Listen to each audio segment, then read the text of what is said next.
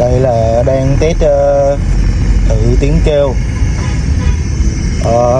Kênh 1 là đang bắt vô bơm trợ lực lái. Giờ chuyển sang kênh 2. Kênh 2 là đang bắt vô lốc lạnh. Nghe tiếng kêu đây.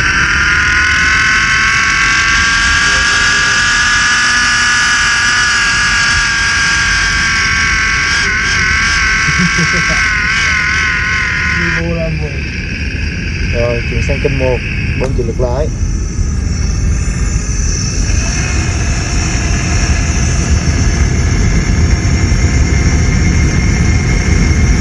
Đây, đường dây nối trực tiếp từ trong xe ra bên ngoài xuống nắp capo.